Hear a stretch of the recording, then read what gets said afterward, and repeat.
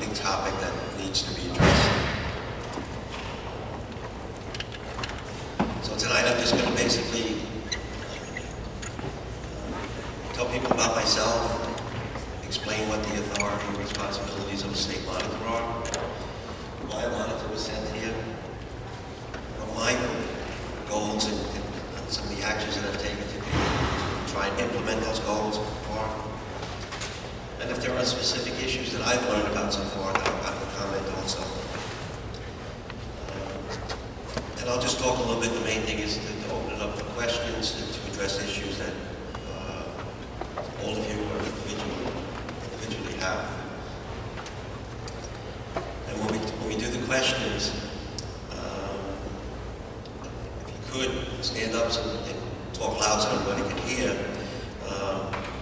Sometimes when people in the front talk, they don't talk as loud because I'm closer. If that happens and you can't hear, just yell it out, and I'll make sure I repeat the question that the person asked, so that everybody can hear the question and obviously hear the answer. So to begin, so as far as I'm concerned, myself, I had a first career working for the Internal Revenue Service in a couple of different capacities. And then for over 20 years I've been a business administrator in Bergen County. And recently I was appointed a state monitor for Elmwood Park because they had a similar situation where they experienced a deficit and a shortfall of cash. Very similar type process that Belleville is experiencing. The state monitor, by statute, has the final authority for hiring, firing, and total oversight of the Board of Education. I try, as well as other state monitors, to work cooperatively with the Board of Ed and the administration of the schools. The biggest goal is to take care of the kids. And all my decisions and recommendations will be based upon facts, and also whatever the decision may be, how will that impact the children? Because we open up the school day, for 10 months a year to educate the children, so we should be prepared to act every day in their behalf.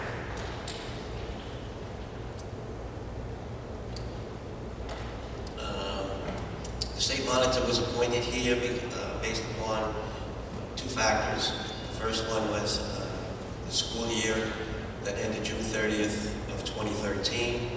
The audit report had multiple findings of related to problems within the district relating to grants and some other issues in the business office. That coupled with the fact that for this year, the 13-14 year, the district was experiencing a huge deficit, and they were having difficulty making payroll. And the only way they were able to make the payroll is that they held up and didn't pay some other bills, which forms the basis of the deficit. I had hoped by now I could talk specifically about and offer the exact numbers of the deficit and the overspending. And I can't do it tonight because it was late last week, it was Friday. We found another issue which changed the numbers, notified the auditing firm that was called upon to assist, so they had to redo their report. I will say this though, the exact numbers will be made public, become public knowledge at Monday's regularly scheduled board meeting. At that time, the audit report, the report, it wasn't an audit report, the report from the accountants projecting the deficit, documenting the deficit and the shortfalls will be made public at the board meeting. The board will receive copies of that report on Friday so that they can look at and ask their questions and be fully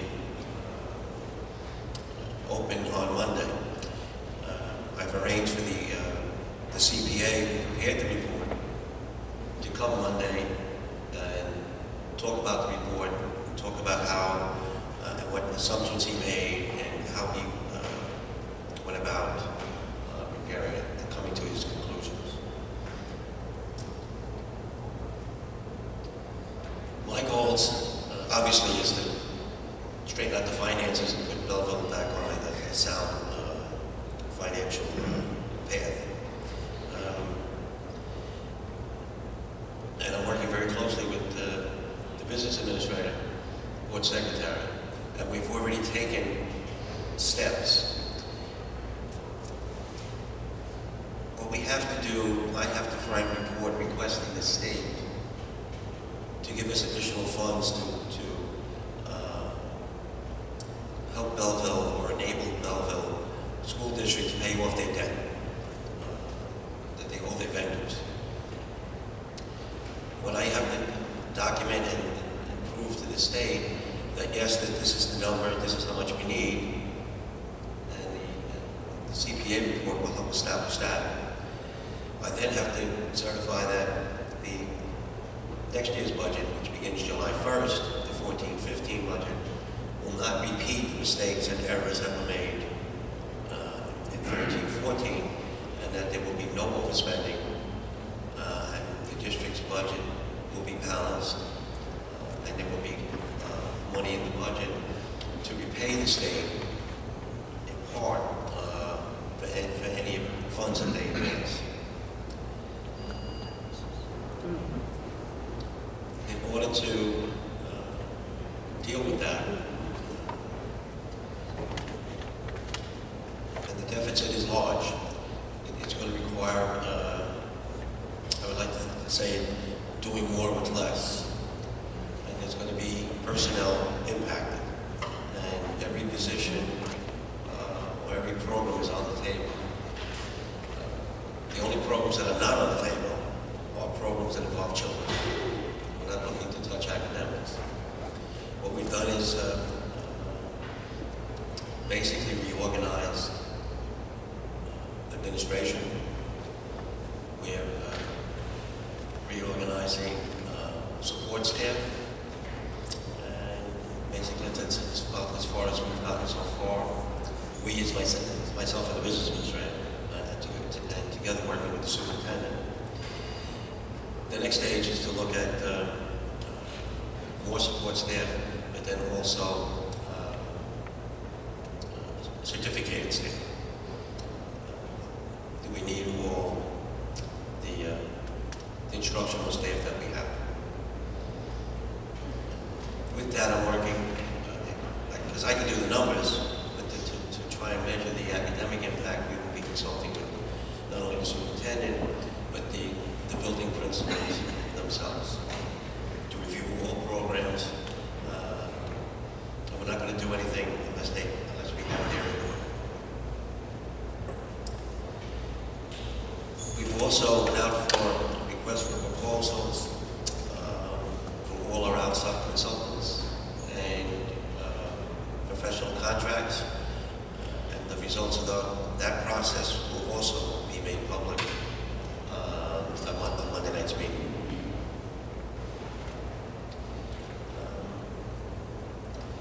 One of the other, that's basically finance. There are other issues that I've become aware of because I've only been here a short time.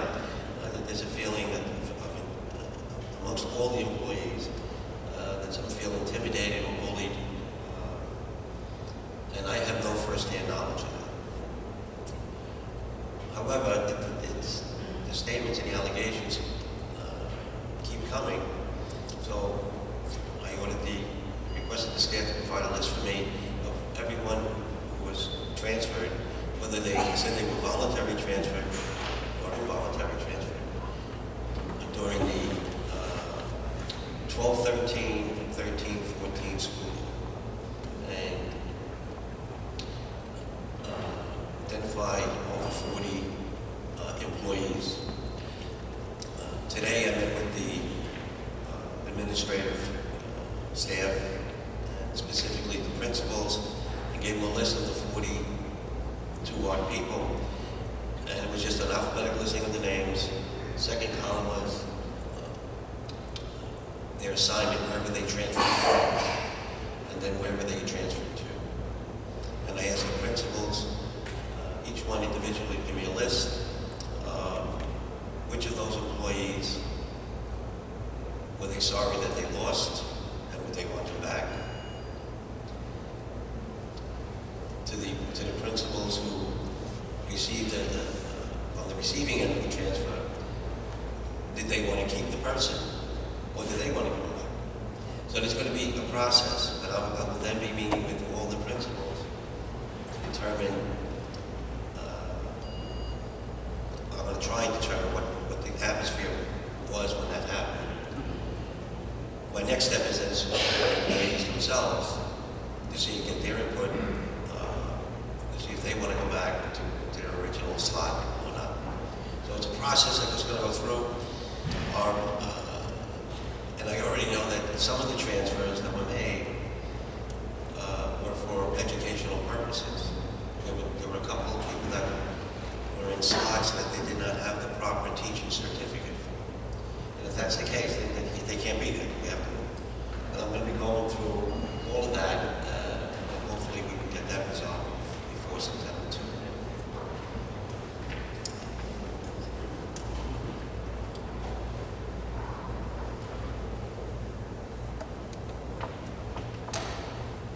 All contracts that we have with vendors, as I said before, are being reviewed. And that's a little bit of a lengthy process, but nothing is being taken for granted. Everything is on the table. Monday's meeting is going to be a lot of information forthcoming. I invite you and encourage you to come to the meeting on Monday. I just want to, I don't want to caution you, but advise you that there is a demonstration scheduled by the NJEA to take place starting at 5:30. I'm not even sure what it's going to be, maybe on the high school field or something. And they expect a lot of demonstrators. The police will be exercising traffic control, so it may be difficult or different. You may have to take a different route to get here. I don't know what that plan is. And then last but not least, the doors will be open earlier because I don't know if the demonstrators all would want to attend the meeting. And if they do, it's going to be first come, first served. Because we will have the fire marshal here. And if the room gets filled to capacity, nobody else will be let in. If you don't have a seat, you're not coming in. So,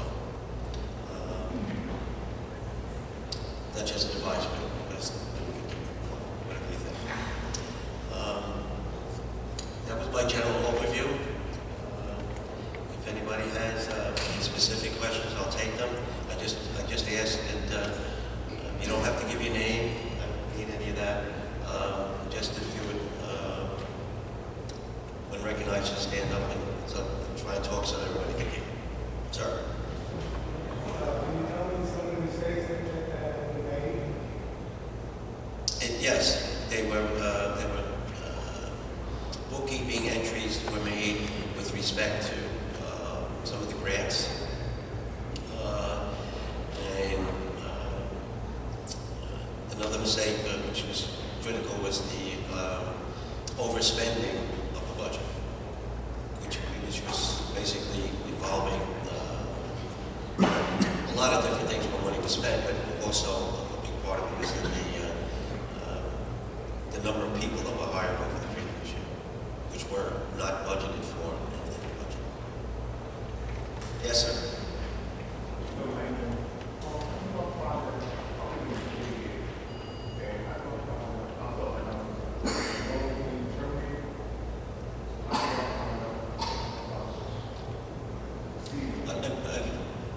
I'm going to repeat the question because I want to make sure I heard it correctly. You're a former employee, you believe that you were wrongfully terminated? And what? And believe. And then you want to know what you can do about it.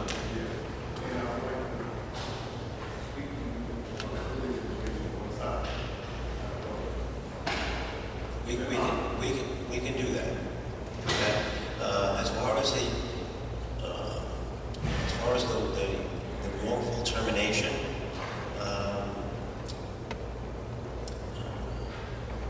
I would start off with a letter. We could send it to the board secretary, giving you full identification.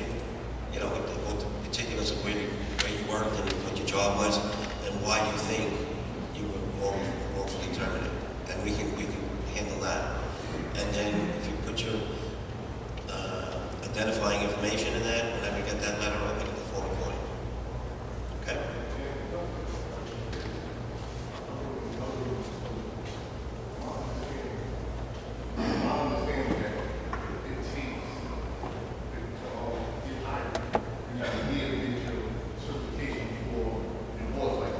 Correct.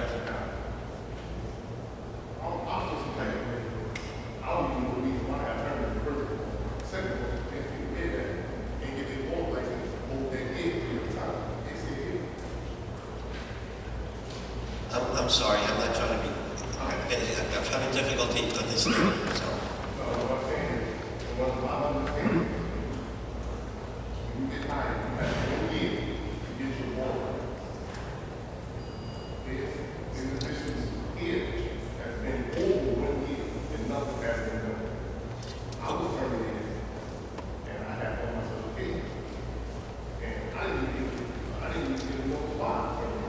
Well, okay, so there's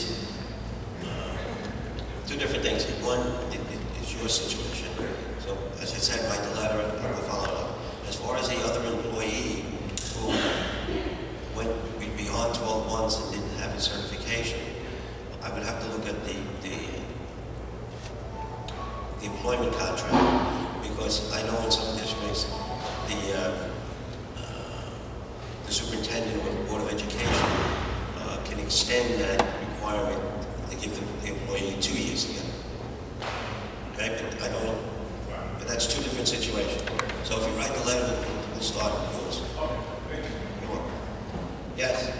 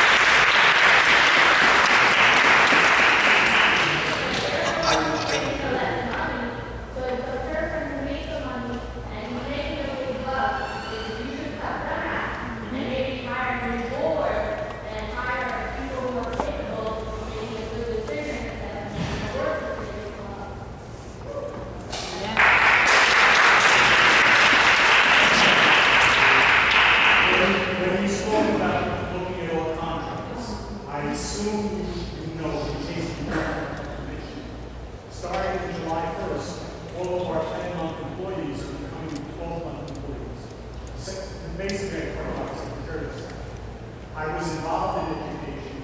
Most of the 10-month employees are grammar school secretaries. Once the kids leave the grammar school, there may be 2 or 3 days of paperwork that a secretary would have to do, and before school starts, maybe another week of paperwork. But there really isn't enough for 2 months for those 10-month people to be all put to work. So if you haven't already looked at it, you may want to consider looking at it. I am absolutely looking at that point already. Okay. Yes, sir. Yes. Good evening, Mr. Egan. At the last board meeting, I brought to your attention that the auditing firm, McInerney and Brady, had itself given the campaign of Joe Longo and Bill Frieda several $1,000s worth of campaign contributions starting last summer all the way through the election cycle. You seem to be somewhat taken aback by that and asked me if I could provide you with copies of those documents. So I did print out all of the campaign finance reports from the New Jersey Election Law Enforcement Commission. I'd like to give these to you now. Sure. Thank you. Thank you.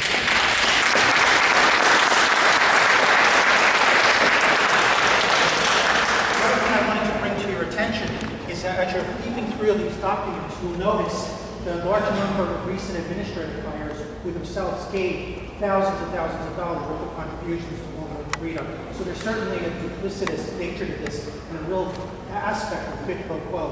But as you leaf through that, you'll see what I'm talking about. Thank you. Thank you.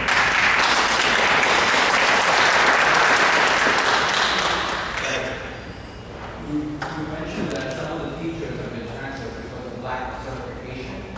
They were, yes. Why were they hired to begin with with that previous decision before they were transferred? Well, that's one. They had the certifications to teach, say, a general education class, and they and someone thought that they, because they were good, they could also then maybe teach in a special ed class, and they would have needed an additional certification on their teaching certificate in order to accomplish that. Upon further review, when they found that they didn't, the person then was brought back to their original assignment. Were there salaries? There was no salary impact. Yes. Good evening, Mr. Egan. I think that Mr. Sheldon probably provided in his reports, but there is a term, and obviously it doesn't fall into the same category exactly. However, we do in effect have a pay-to-play issue. Because whether it comes to some of our vendors, or whether it in fact comes to some of our administrators currently here in the elect reports, you will see significant funds donated to those political candidates at the time, who, by the way, those administrators do not even reside in the town, and yet significant donations have been given as documented in these, and we would appreciate your review. We would also, there is a question, and I am a former member of the board, and I did bring this up years ago, and I was told that it was simply a negotiated issue and there's nothing that could be done. However, I'm sure you're aware that I do think there's some conflict of interest that in the administrators' contracts, we pay completely for the administrative, for the dues to the administrators' union. Are you aware of that? It's a standard element in administrators' contracts that are in probably every district in Bergen County that I'm aware of, and I don't know about Essex County, but where it's a negotiated item that the school district will pay for the dues for the administrators to join the Administrators Association. Okay, but that's a negotiating body, is it not? That negotiates with the board, and yet the board is paying the dues. And it does amount to thousands of dollars. The board is paying the dues per a negotiated contract. Okay, I understand your response. In regard to coaching, there's been very subtle punitive measures taken in that coaches within our school district, generally in the high school, some of them have had extensive experience and have had impressive resumes in the performance of their teams. And yet people were brought on as coaches who have absolutely or practically no foundation at all within that particular sport. And though one would feel that those coaching stipends were minor, if you really take a look at some of these stipends, and when you see that some people are receiving stipends for the fall, for the spring, and for the summer, some of those stipends can add up to significant amounts above salary. And yet there was really no answer given as to why certain coaches were pulled off and certain people were replaced. And that brings me to the general concern that we have, is that we need in this district to get back to the more standard routine of not simply looking at credentials on paper, but certainly taking a good look at professional resumes and what candidates have to bring to the table to improve this school district in regard to our children. It seems that there was some political expeditious behavior in the final hours, especially of last summer, in how people were transferred and also how certain people were given contracts. The question becomes, why did we wait when we knew that those openings were there for at least a couple of months at a time? Well, the only comment I can make is I can't go back. All I can try and do, and I will make sure it gets done, is that there's a fair process going forward. Yeah, Mr. Egan, I certainly am not implying that, but I'm just making you aware that members of this community are very much aware of some of these things that have concern. And we're here tonight because we're asking you, please, you can see what our performance ratings are in this district, and we're asking you to give these teachers what they need to do the job for the benefit of our children. Well, I'm trying to do that. Once again, I'm just trying to make it going forward, to make the process involving everything as fair as possible, and to solicit the opinions of the stakeholders in every decision moving forward. Thank you. Yes, thank you. Yes, ma'am.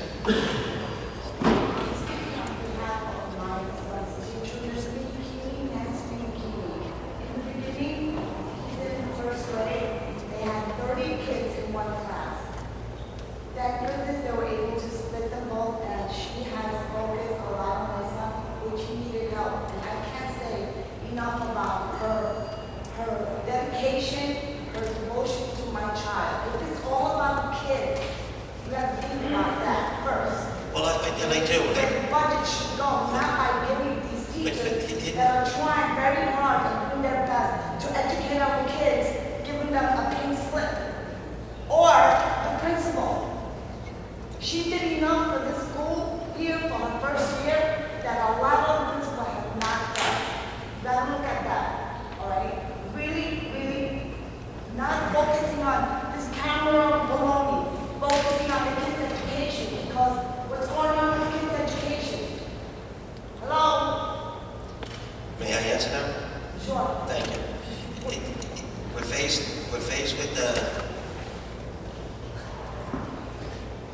with the budget crisis. We only have X number of dollars. The state law is very specific. Very specific. If there's going to be a reduction of the employment force, the employees, my hands are tied, everybody's hands are tied.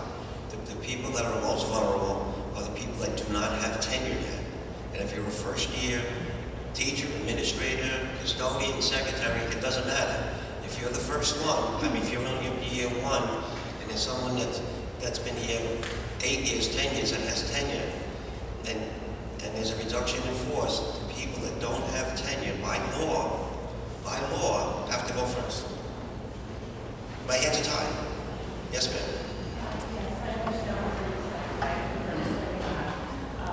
I have a quick question. My son started a brand new integrated preschool class at number 7, brand new this year, and the new teacher, Jenna Cantana, she's exceptional, and it's her first year. So with that program, that integrated preschool program, be in jeopardy for that particular school? I just happened, one of the areas that I was looking at, together with the business administrator, also focusing, is to maintain our programs. And we spoke with the special ed staff and everything. And my understanding is, and I can confirm it on Monday night, that those programs will be run next year. They're not being eliminated. Okay? Yes, ma'am. Can you just explain how the budget was as a special education department? I just want to repeat, you asked me to explain how the deficit, Has affected the special education department. how it's affected the special ed department. Maybe special ed, there's different, things involved. not sure if I can answer that question. How does it affect them? But all the children that have been evaluated by the child study team and have received the classification, they're still going to receive all their services. Then the children are not going to be affected. Now, we talk about the children or the staff. Yeah, the children are not going to be affected. Yes, sir. Yes. First of all, my question, will the staff be affected? If so, that reflects on the children.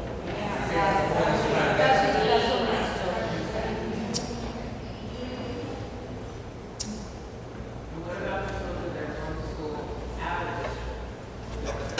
I'll get to you in a second. We'll get back to the name of the children. If there's a reduction in staff, will the children be affected? I don't think so. I'm not an educator, and I rely upon the evaluations of the people that are in charge of the special ed unit. And they're saying that they can provide the program and maintain the same levels of care and commitment. Like, for instance, supposing you had paraprofessionals and there were 4 children in the room, special needs children, and you have a teacher.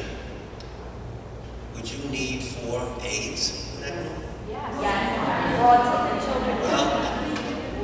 Well, there are some children that will need that, but there are other situations they may not need it. So I'm going to rely upon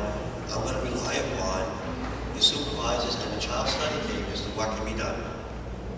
But are you aware how long it takes for one child in our district to go through a child study team? It took my daughter 9 months to be evaluated.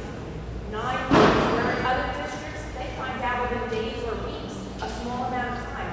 Meanwhile, you've wasted a whole year of my child's education. We're wasting years of our children's education, bickering back and forth on books and this and that. My gosh, these are children. Let's start educating them. Let's stop making change and let's be the change. Let's stop futzing around. We're parents and we've been put at arm's length. We're parents and we're mad and we're upset and people are afraid. Do you look around here? This room should be packed with parents concerned for their children's education. And this is all we get. You know why? Because people are afraid to speak up. People are afraid of what's going to happen. And 40 years of my life, I grew up here, and this politics were always politics, but things got done. And things weren't undermined for other people's advantage, for their families, and this and that.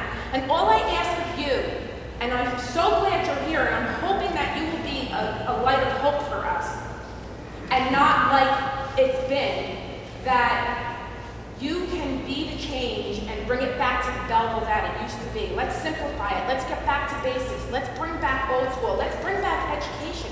And how about textbooks for our children? And how about supplies for our classrooms?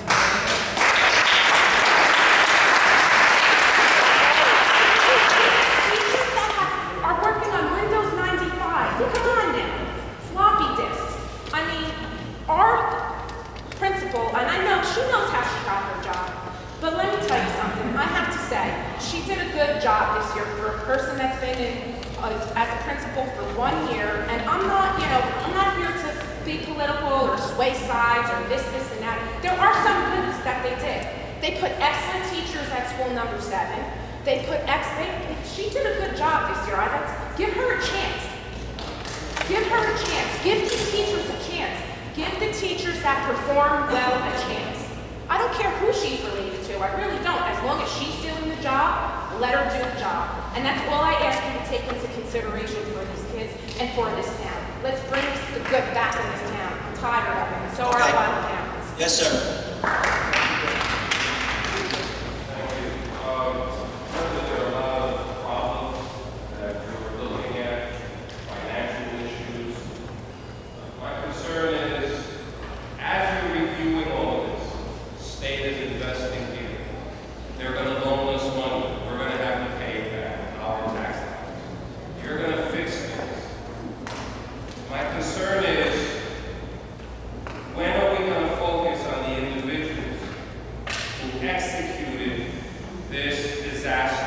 Is the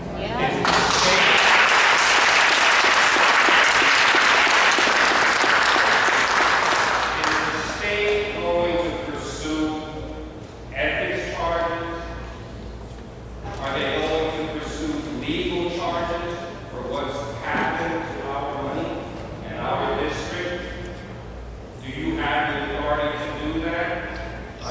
What I would do is if I discover any, with finances, any acts that are inappropriate or borderline illegal, I will make the necessary referrals to the Attorney General's office.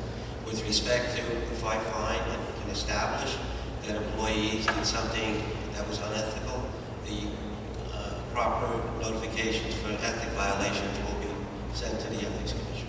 Yes, I will do those things.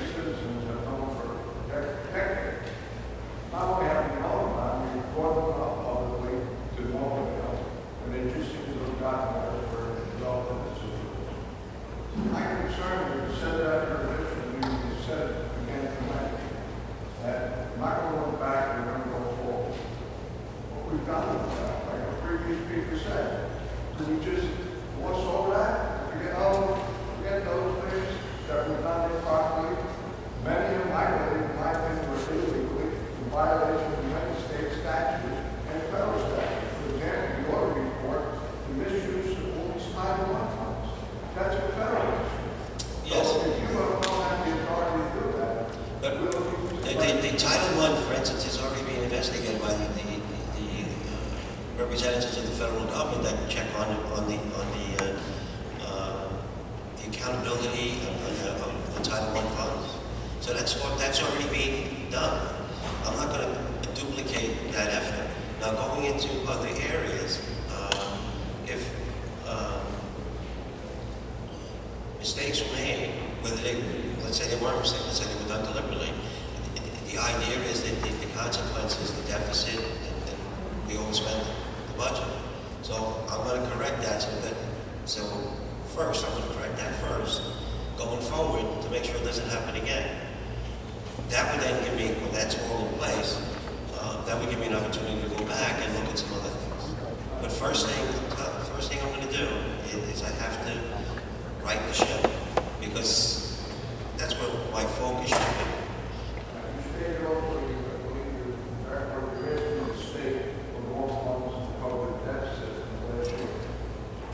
If we get it, first of all, the state has no money, so it's our tax dollars on the back that gave the state the original tax, which is all different pockets. What is that? Whatever it is, the 2.3 million or the $4 million figure that we want, does that become part of our basic budget? No. That makes it because I did it. I know what the question you're talking about. It does not. It's not. It's basically, it has all the characteristics. If the state gives us the money, it has all the characteristics of a loan, but it's not a loan.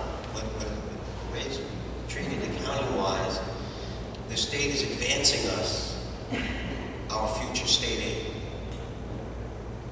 They're advancing it to us. I went through our tax bills when I went from 1991 to the year 2000.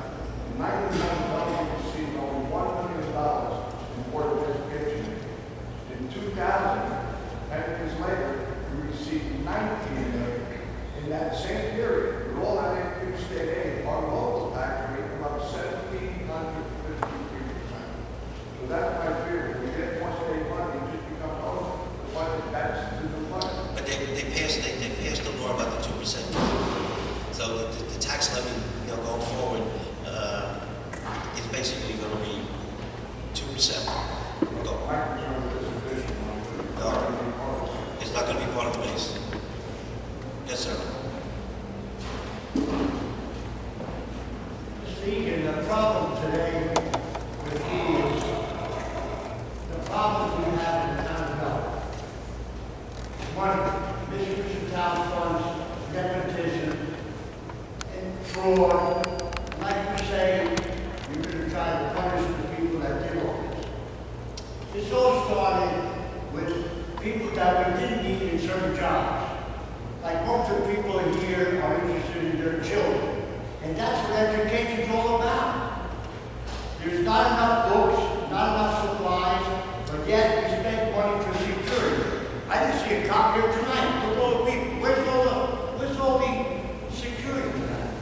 The point is, the misuse of funds are very important. Now, you're gonna hire somebody July 1st, I hope that job is frozen. Superintendent of maintenance. You have people here that worked in maintenance 14, 15 years, doing a hell of a job. These schools are in good shape. Why are we hiring an outsider without a bid, a former councilman? Now he is sad because if you freeze the job, he's out. But I hope you're gonna think about these people. All you have to do is move people up in a position that are doing a good job. Do you have anything to say about hiring new people who's going to be frozen, go to these jobs? I do have something to say about hiring people. All future employees that are recommended for hire, I have to approve. Now, as far as, I don't understand what you mean by freezing them out, freezing the job. Well, if the position is frozen, Meaning don't fill it. make the position within. That's what I'm saying. Don't freeze it. I'm saying don't put a new person Oh, in. I see. Okay. That's what's happening in the schools. We got all kinds of new employees, a friend of a friend, and it's wrong. We have a certain people that's a certain person that's doing all the hiring through the Board of Education. There are a bunch of students out there. So the point I'm making is, you know where all this problem is coming from. And I want all this to stop immediately, help our children, help the teachers, and we have a lot of extra people working in the school that are not needed. Is that true that in this school we have 3 administrators? In the high school? Yes, you got the building principal, you got a vice principal, you got a athletic director, so that's not outrageous. Well, most of the schools have a principal and assistant, right? That's No, what we're doing. there are high schools that have 2 assistant principals, or 2 vice principals, depending upon the population of the school. You have a school here, an elementary school, that has a vice principal. As far as Which doesn't normally happen, but the vice principal is there. The vice principal is there because the population of the school is big. some of these jobs are new, and they've been approved for the past year. Now, you're going to take it out if they're not needed? We're reviewing all the staffing, not only just certificated staff, non-certificated, administrators. Come to the meeting Monday. Okay. Now, the other thing is, the election is going to be in November, the Board of Education. Correct. Is that true? We cannot, we the citizens, vote on the budget. You cannot. Can we get this law changed Sure. by the state official? You have to go to the state. Because I don't think it's right, because as you know, we're here because there's millions of dollars been squandered, and the kids aren't getting the money for what they need. Now, the other thing I want to ask is, I think we made, the superintendent schools made 2 extra days for the children next year to be off for Jewish holidays. I'm not objecting that, but will the children still serve the same amount of days for school? Yes. It wouldn't hurt the kids going less time. No. Okay. I don't want to elaborate too much on that. Okay. Should be one more question. No. Come on.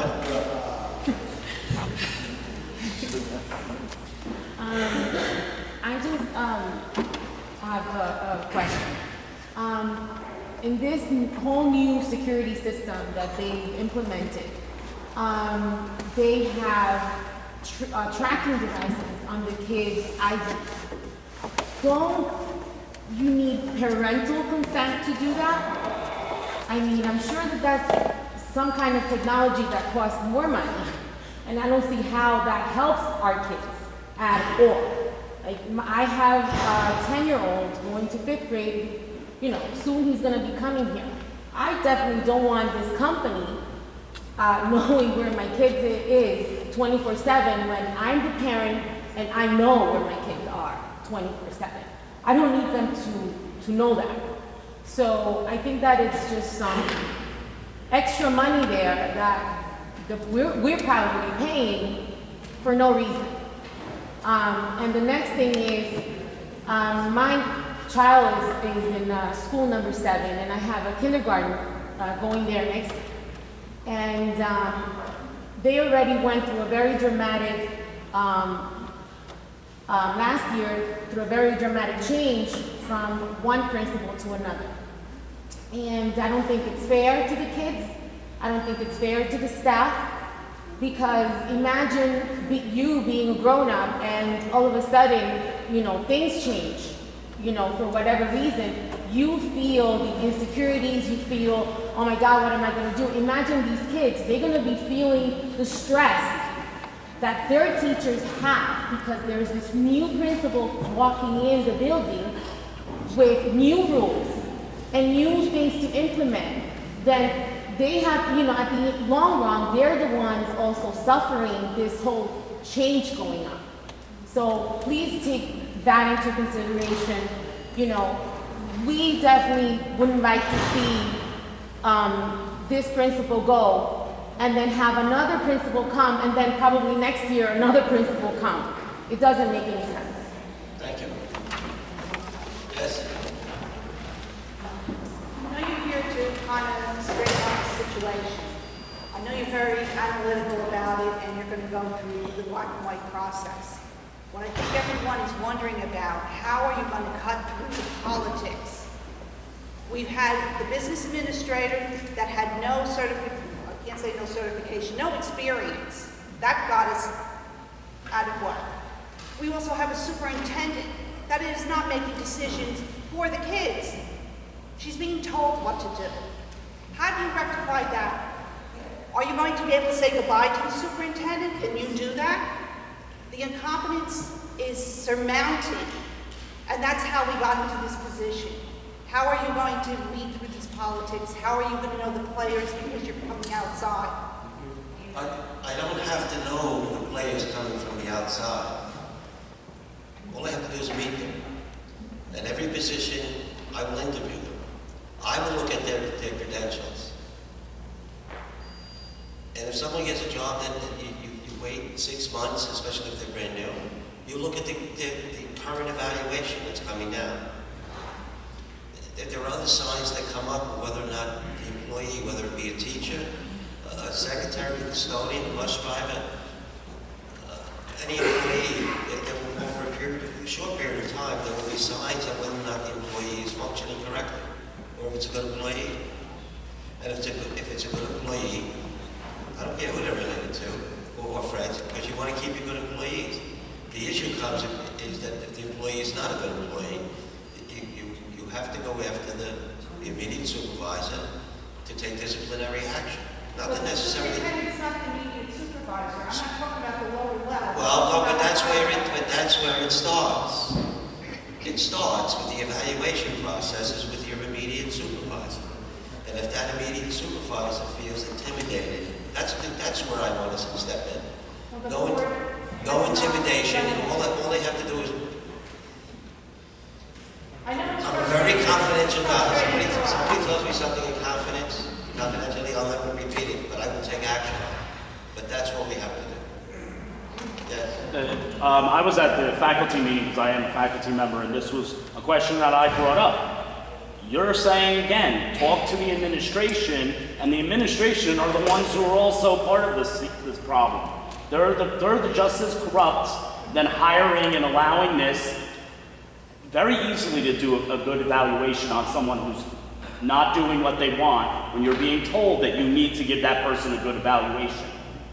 And it's also very easy to say, give that person a very bad evaluation because we want to open that position up for someone else. That has been happening in Belleville for many years now. So, I mean, and we're laying it on the line. I'm not the only one saying this. You have parents saying it, and you have community members saying they see it and they know it. We want to see action. So what I'm saying is, and obviously I can hear the theme. You all, majority of the people here are tired of it, and frustrated with it, and you want to change, and you want to get back to a better place.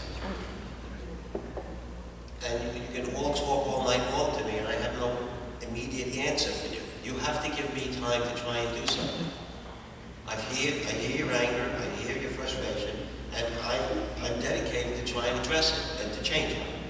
Because the culture, yes, the culture in this district, maybe it would have been, was great years ago, and it took a left-hand turn or a right-hand turn, it changed. It's time, now it's time to go back to basics. And how long is it going to take you to give us some answers? What answer would you like? All of it. All of these answers, you're saying that you Well, how am I? You need months? No, I've told you what I'm going to be doing. The other question is, what you're going to have is, how long is it going to take for you to see something visible? Right? Come Monday's meeting. In other words, Okay. have faith in you. Have faith. Yes, and judge me by my actions, right? And just not the words, the actions. So we'll see. Okay. Very good. Yes, sir. You said we have a vice principal, number 8 was the population in that school? I didn't say it was number 8. I know it's. Okay, I know it's. a vice principal, one of our schools Right. was the population. Right. That's what I was I told. just wanted to clear up that it was because she's the girlfriend of the councilman in Norton that was friends with a particular party.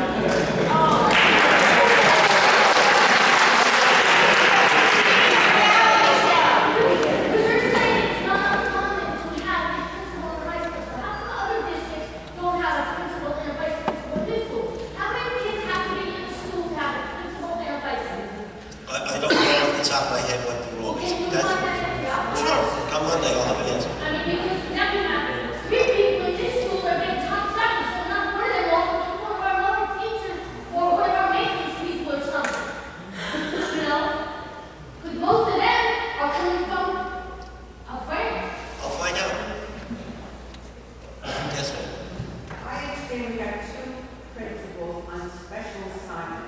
I believe one at the high school and one in the middle school. This was a creative job. What is their special assignment? From what we do, just go here, there, it's a creative job.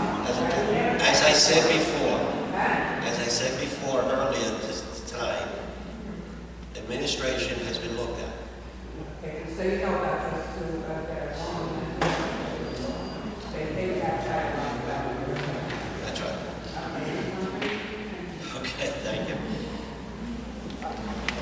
As the head of special parents at coordination, I need to go back to her special ed question about the out-of-district send, because it's a very easy thing to say, okay, we send this kid out of district and we're gonna drag him back and we're gonna save, $50,000, but I just wanted to be assured that, that's something that's gonna be looked at, and it's not gonna be looked at as an easy thing, because sometimes it's very detrimental to Brits to send them back to district and, you stump them and it's a year later and, they gain nothing. So I just wanted to go back to Georgianne's point that, when you're looking at special ed, that's not something that should be looked at as, okay, it's an easy cut, because those kids are being sent away because there's something, more involved in them than just being able to sit in class.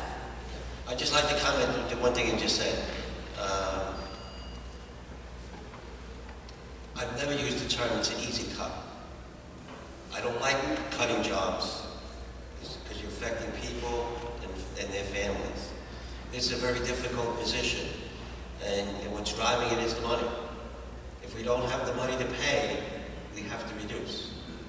If there was an overhiring that was done, that's got to be corrected. But I don't like, and it's not easy what I'm doing. I feel too. Yes, ma'am. Is there any possibility that we can modify the clarity contract? That's being reviewed.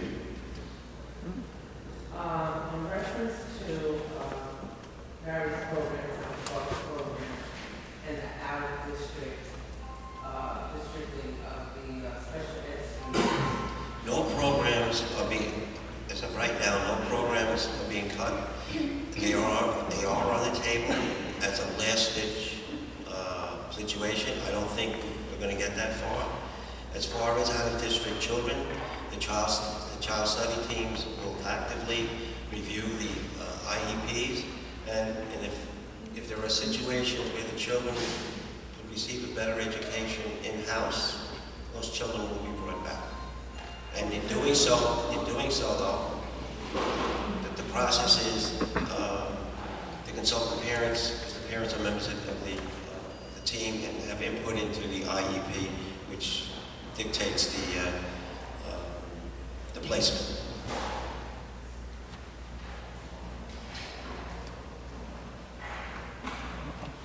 Okay. Yes, sir. Belleville has had a historical issue with people jumping the borders to get into our schools, and it's no secret that our classrooms have become overcrowded recently to the point where children are being moved from grammar schools to the middle school. Complicating issues there where statistics are really strained. And I was wondering if you're going to consider reinstating the domicile investigators that worked so closely for so many years with the town to control illegal housing, quality of life issues, and burden the Belleville taxpayers with children who don't live in our town. Yes.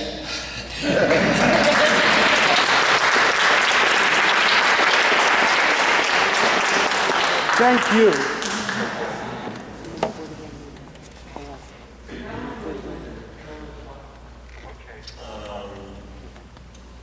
18 months. And you said you didn't want to go back.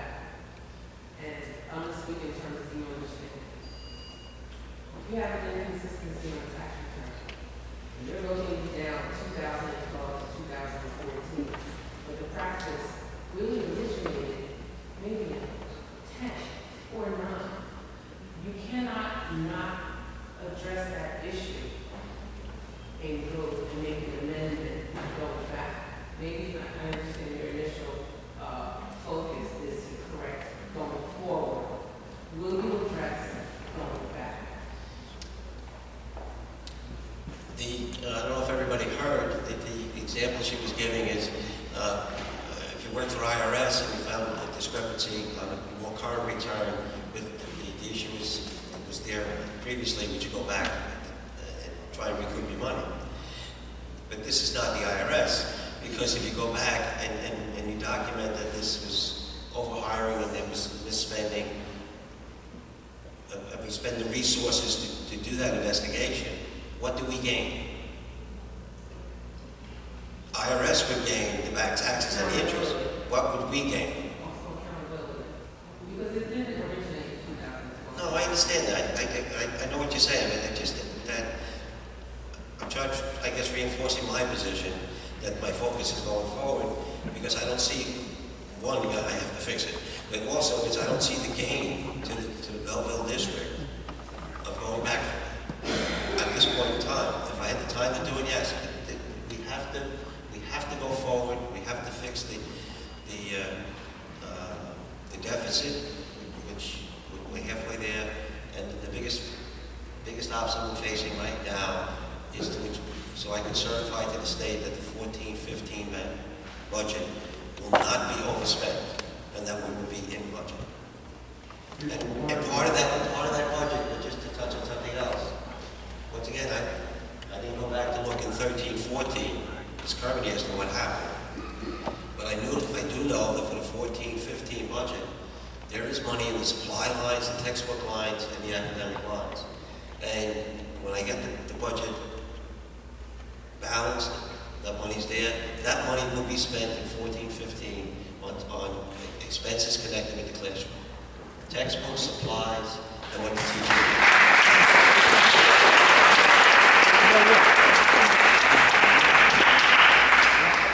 Yes. I have a question. My daughter goes in preschool at school number 7. And now I understand now we have to pay to go to school for her to go to preschool. So where's that money going? It's $175.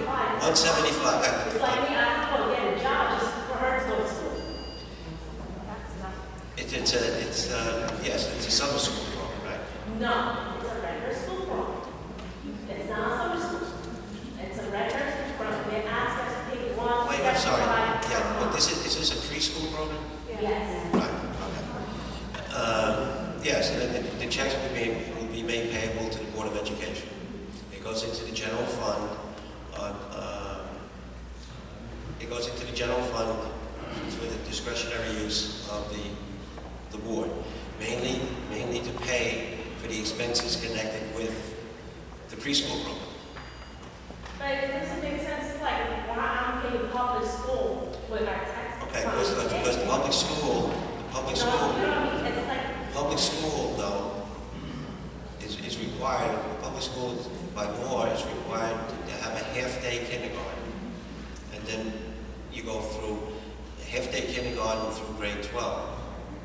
Some districts have full-day kindergarten. And technically, the school district, if they were strapped for money, could ask the parents to pay tuition for that second half day. When it comes to preschool, if a child has disabilities, there is preschool disabilities that the school board, preschool program for children who are disabled or with disabilities that the public schools will pay for. But if you have healthy children, God bless, for the school to provide that, we need the funds, so we ask the people who are sending their kids to the program. And most schools, and there were several schools in the area that for the same program are charging I heard $250 as opposed to $175. I understand that this is the first time I have heard in this town they actually take public school. But that's what. Right, preschool's not everybody.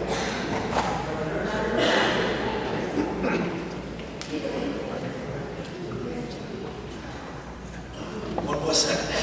Yes, sir. If the Board of Ed compel teachers and the students to wear those tracking devices every 28 seconds, it bounces off their bodies, so they will compel to that. I believe so, yes. I think that the school board and the school has a statutory authority to require students to maintain their identity. They can force it. Well, that's why I like kids was punished.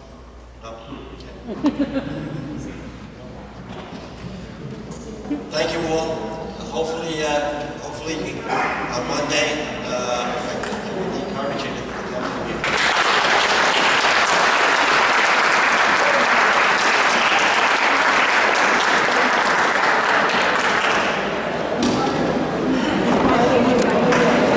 Just want to say what you said. I was getting mail at home. Let me turn this off.